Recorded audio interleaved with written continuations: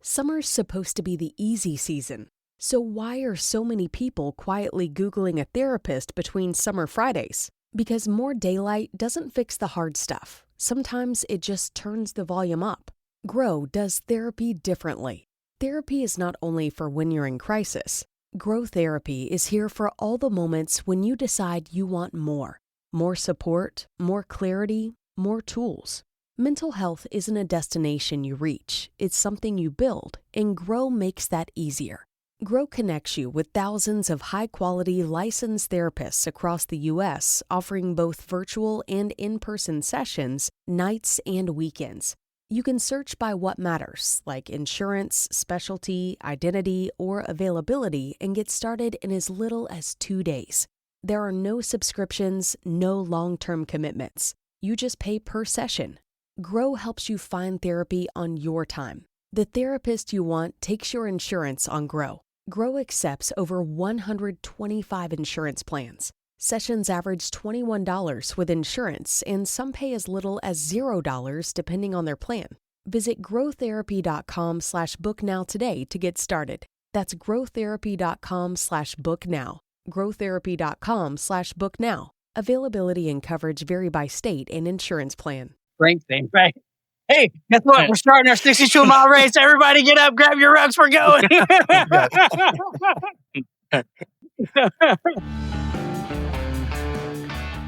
Welcome back to the Two Promises podcast. Let's dive right into another exciting adventure with BD and crew as he pursues his new passion of one day finding the most epic bourbon. The Two Promises team send their special thanks to Hobie and the Huckleberries for their masterful theme music. So grab a glass, relax, and enjoy responsibly. Baby says she's leaving if I don't stop drinking wine. So I switched to whiskey and I'm feeling fine. Drinking that smooth whiskey. No more wine. I like straight bourbon. Baby, you try the ride. Some of my favorite memories are really when things were pretty crappy, but you're right there with people, good dudes, and just whatever it is, either a laugh or this or some bit of quiet strength. And yeah, those are the memories that really stick with us. So I'm glad you guys got to experience that and see it from a different perspective, slightly different lens from a linear race in like a triathlon type area or just a marathon or ultra marathon or things like that. Don't get me wrong, those are absolutely brutal and challenging in their own right, but adding a few of these other elements changes the tone quite a bit. And how about Mr. Sam? Yeah, I'm going to lean into what some of the other guys had mentioned. We meaning, the team had some conversations. I had realized that this, and Sean and I in particular had a number of these discussions, that the team concept here was definitely taken to a new level. You could see that it was a focus of Rob's, and certainly within the foundation of the race. We acknowledge that team element was going to be a make or break component of our success. And I think we took a decent stab at trying to, bring everybody together in advance from, working environment, getting to know each other in moments of suffering. I've spent a lot of time with Jon in stages of suffering, and he's been around me enough. Sean and I have had some of those experiences. Matt and I have had very little, and Matt's had very little with the rest of us. And I don't know that Matt's had much of that from an individual race standpoint. So, we knew that we had to collectively as a team try to figure out how are we going to communicate, how are we going to respond to one another when, certain elements become challenged and you start to have that breakdown, and without having a lot of experience and time under our belts with each other. And I think in hindsight, we probably needed more of that time together. I know myself well enough. I can get really deep. I can go places in suffering. I've suffered a lot on my own. And that's different than suffering among others and being part of that unit. I think we were averaging like 3 miles an hour. And the beginning of day one and feeling pretty strong. Certainly, I had enough confidence to think that I was going to get through that event. I did hurt my knee coming down that first ledge and didn't think anything of it. But when we were dropping in the canyon, it started getting worse. And it just got so aggravated throughout the day that, I was only getting like 15% of range of motion in it. And that started getting into my head because I didn't know what was going on with my knee. And then when we ran out of water, things started getting real. And I thought about Anthony, who was, 4 miles back waiting on water. And I thought, damn, I know I'm okay pushing, but if I go down, who gets me out of here? And I wasn't sure, I was putting a lot of weight on my right leg, trying to nurse my left leg for a bunch of miles. And I thought, okay, at some point, the right leg's going to say, hey, I'm just tired of hanging and doing all the work for the left leg. So I just wasn't sure what my body was going to be able to, how I was going to respond. Then running out of water was a little bit of a kick in the pants. And I didn't say anything to these guys because I was totally humiliated. We had been out of water for a while and I packed a LifeStraw in my backpack and I took it out of the box. I just threw it in my pack. I never even looked at the instructions on it. So we get to the water station and I'm out of water. And I thought, shit, I don't know how to work this damn thing. And I don't want to take a risk of drinking unfiltered water and then getting sick. So I went without water and I didn't bother to ask anybody for theirs. And that was probably a mistake. So there definitely were elements that learning here, and I expected that coming in with, with a lot of endurance experience, but not the military experience. I was up for that part of the challenge. I'm completely content with the fact that I learned a lot about this process. I went in expecting to learn a lot. But back to Jon's comment about, not being able to finish. Yeah, I said to him, we were back in Telluride, and I said, man, this is the first race I have not finished since 1986. And that race was my first race. I have never not finished something that I'd started. And so that was a gut check. It still kind of bugs me, but we did miss the cutoff. At that point, we're not racing for points anymore. And, I started weighing in the fact, okay, if my knee's really jacked and I get a few miles in tomorrow, I'm not doing anybody any good. And I've got to get myself back out of there. What am I continuing on for? So, I made the decision, okay, look, I'm where I am today. I will say, though, this stuff's not easy to talk about, failing or not being able to persevere. But the reality was, Rob pulled me aside in the evening at day one, and he's like, Sam, have you met, and I don't want to call names out, but he asked me if I met one of the other team's guys, and I said no. And he goes, he's a SEAL Team 6 guy, Sam. He's like, and he's out. Like, you're in good company. I don't want to play the age card, but, it was... Don't play. It was nice.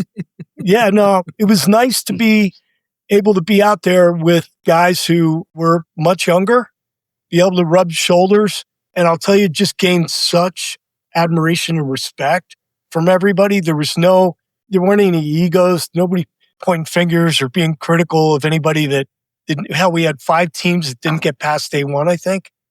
It was a full-on challenge. What really blew me away, and you may be getting there, and I don't want to get there too soon if you were, but I don't think I can emphasize enough.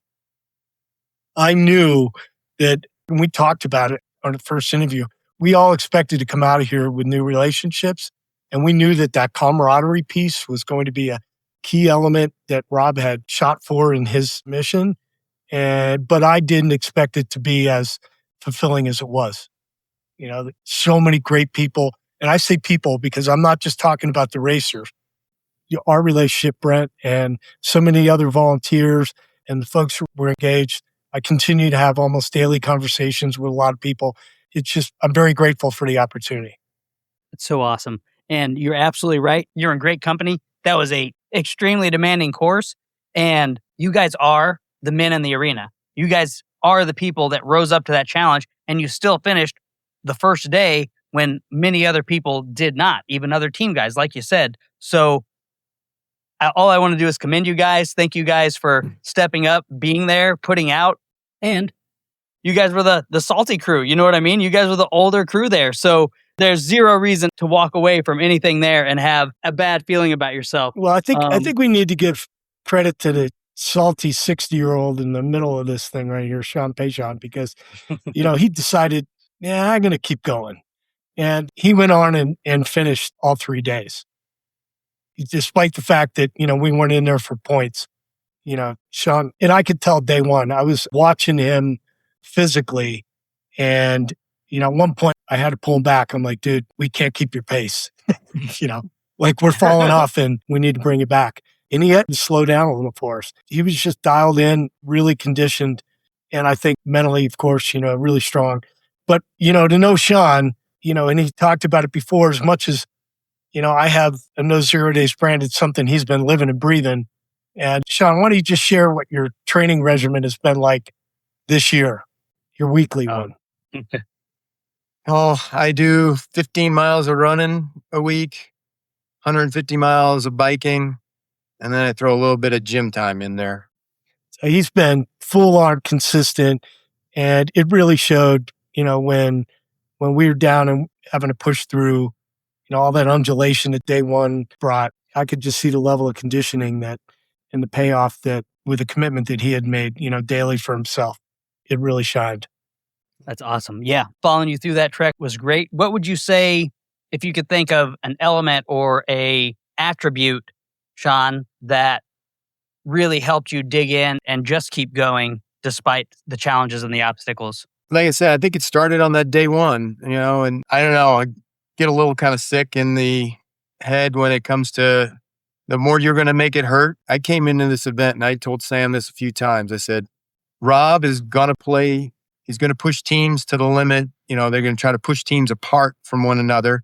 I thought it was going to be more in like some of the challenges where he's going to try to really pit one another, but he didn't have to. The terrain and such did that for us, right?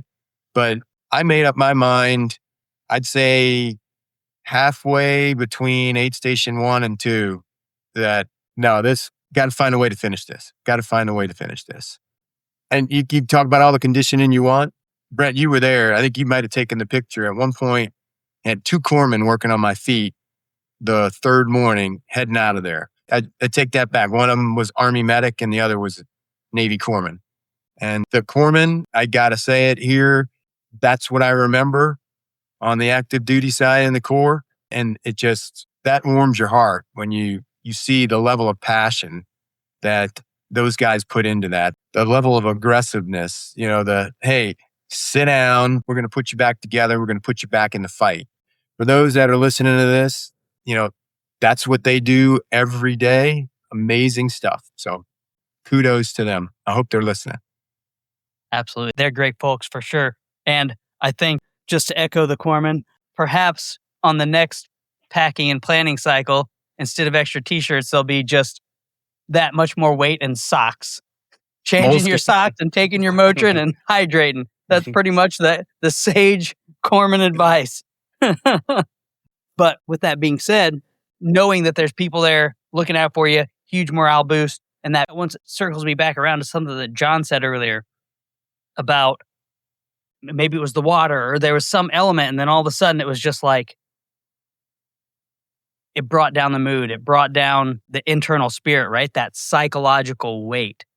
And that's one of those things that the trail, the wilderness, the unknowns, just life in general will challenge each of us with. We're all going to have that psychological weight that's just going to set heavy on us at some point. And again, I want to bring this up because one, Ryan did what he did to pave the way for the future generations of warfighters and operators and people that have to deal with the traumatic brain injury, PTSD, complex PTSD, right? But there's an immense amount of psychological weight that can push down on each and every one of us as human beings. And you guys having experienced that there in the field, having looked to each other and lifted each other up, found that corpsman or that medic that gave you that leg up, that gave you that extra assistance, that camaraderie and that community that we all need to share. You guys demonstrated with me without even asking. And I think that that's so powerful. And that's another reason why I just wanted to circle back around to that point, because that's real life. And you guys are leaders in that. You guys are demonstrating to each other and to so many others modeled behavior to how to help other people rise up and get them through those super heavy times. So again, I just want to thank you guys so much for what you guys are doing. Yeah, Appreciate it. the event, look, there's another race somewhere tomorrow. I mean, they're all over, and many times I've often said, like, if your only focus is to finish, be careful. You might just end up with a T-shirt. If you're not open and aware and observant during the process, you miss the whole journey. There's so much more to be gained. This was a tremendous race. It's certainly a formidable challenge, physical challenge and mental challenge. But there's a lot of them out there, all over the world. And you could find one tomorrow if you want to. But going into these things and having purpose, and we talked about this last time, and having the mindset that you're in here for bigger things, I think is more important. It doesn't always make that little gut check of a DNF go away, but the reality is there are way more important things to be gained out of these experiences than just walking across the finish line. You could be the fastest, but if you didn't gain anything, you don't have any brotherhood. Can you imagine coming out of this thing and walking out of the finish line, not having any relationships, not having any experiences, not having any brotherhood to talk about? Why even bother? So, Rob and team, I think, did a phenomenal job of setting that up. You know him, you get around him, you look at the people around him, and the purpose behind this. He was devoted to bringing Ryan's legacy forward to help others, and you couldn't help but understand that and just feed off of that the entire time. Yep, that's something that I really appreciated. Frank thing, right? Hey, guess what? We're starting our 62-mile race. Everybody get up, grab your rugs, we're going.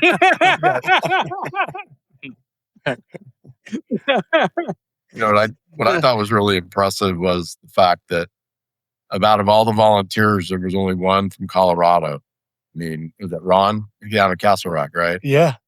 Just to me, just to see that people came, including yourself, Brent, but people came from all across the country, from the Pacific coast to the Atlantic coast and everywhere in between, that people gave their time and, 3, 4, 5, 7 days, whatever it took, for them to do it, just goes to show how much love and respect sleeping that on the people have ground for Ryan and for Rob.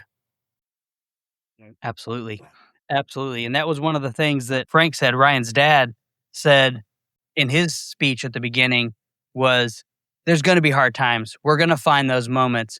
But what I hope for you guys is that when you're on that trail and you do run into it, that maybe you think of Ryan and he helps you take that next step. He helps you pass that barrier. He helps you see that side of you that you've overcome. So you guys are hitting all around it. I just wanted to touch it back there with what Frank said, because it was super powerful when he said it and it resonated with me. Well, just look at how many people have been touched by this one event, right? So you got all the racers, you have all the volunteers, and then you have the donors, on top of it. It's pretty amazing. And what a testament to his legacy, to just have that expansion of people that have been touched by his life. For real. More to For come, real. right? What's that? More to come. More to come. This is just the beginning. And the scholarships that people are going to be able to go to improve their sleep, because that was what I consider my domino whenever I had my major health crisis and I didn't know what else to think about, what else to do. I mean, I couldn't sleep. I could not sleep at all. Maybe I'd get an hour and a half of sleep a night, but it was tormented. It was awful, whether it was night sweats or just waking up and just being heart racing 100 miles an hour and just knowing that whatever it was, you're in extreme fight or flight mode, but you're just right there in your bed, and there's nothing else there. And the rumination was out of this world. And once my sleep started getting better, everything else started getting better. And I know that a big portion of these funds, I don't know the finance side or anything like that, but I do know that some of the money that's raised is going into helping people with their sleep issues that are going through issues like this. So I know for a fact that like you said, that legacy, that follow-on effect, that snowball is going to touch so many more lives. And then once a dad gets his sleep back and then he can function better and he's not as symptomatic, he doesn't pass as much on to his children. He doesn't pass as much on to his family. So I think it's really powerful what we're doing here.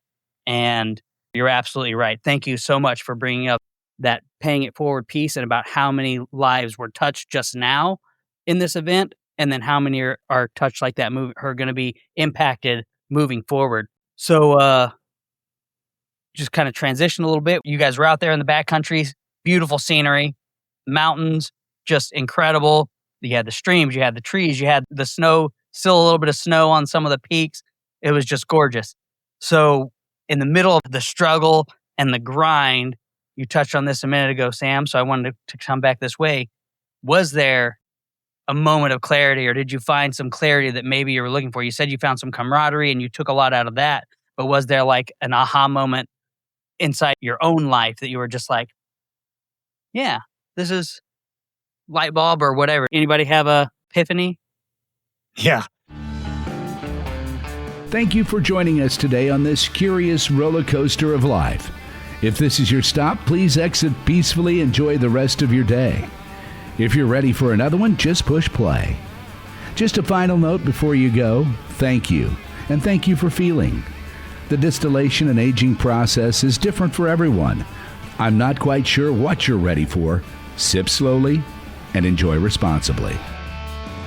Baby says she's leaving if I don't stop drinking wine. So I switched to whiskey and I'm feeling fine. Drinking that smooth whiskey.